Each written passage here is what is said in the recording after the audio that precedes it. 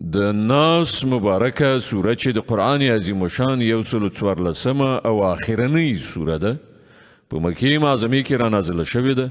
شپږ مبارک آیاتونه لري.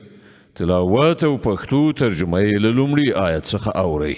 بسم الله الرحمن الرحیم. د الله په نوم چې ډیر زیات مهربان پوره رحم لرونکی دی. قل اعوذ برب الناس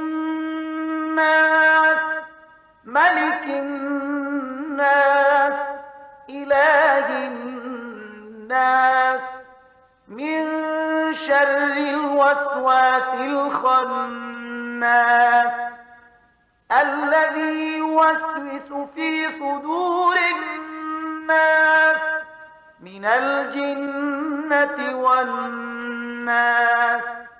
و زه پناه وروړم د خلکو پروردگار، د خلکو پاچا، د خلکو حقیقي معبود ته، د هغه وسوسه اچونکي له شر څخه چې په وارو وارو ځي راځي، هغه چې د خلکو په زړونو کې وسوسې اچوي، که هغه له پیریانو څخه وي که له انسانانو څخه. صدق الله العظیم. الله ستر رښتیا ویونکی دی.